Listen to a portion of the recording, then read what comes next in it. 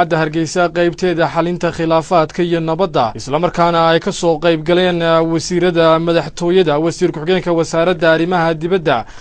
gudoomiye xogeenka koobaad ee golaha wakiilada xubno xilal hore uga soo qabtay xukuumadda aqoonyahan kala duwan iyo bulshada rayidka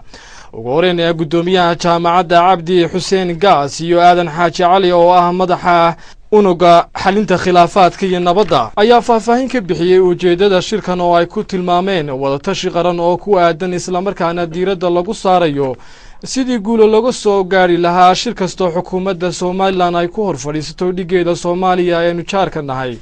waxa kale oo inta la raaciyay in kulankan uu xoojinayo sidii aqoonyahanka iyo bulshada rayidka ay uga qayb qaadan lahaayeen talo bixinta mowduucyada xasaasiga wasiirka wasaaradda madaxtooyada mudane Xirsi Cali Xaaji Xasan oo isagu kamid ahaa wufuudii ka qayb gashay shirarkii lagu tilmaamay kuwa guulo u soo hooyay Soomaaliland oo madasha ka hadlay ayaa sheegay in xukuumad ahaan ay soo dhaweynayaan aragtida dadweynaha iyo talo bixinta muwaadiniinta isla markaana hoosta ka xariiqay in mar walba ay sees u tahay shir kastoo la galo qadiyadda ictiraaf raadinta wasiir ku-xigeenka wasaaradda arrimaha dibadda Mawlid Maxamuud Ibraahim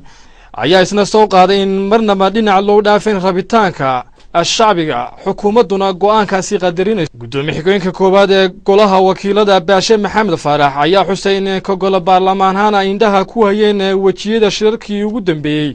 taasoo ku tilmaamay kuwa guulo u soo hooyay Soomaaliland sida loo wada og yahay xukuumadda Soomaaliland ayaa shirar muhiim ah ku hor fadhiisatay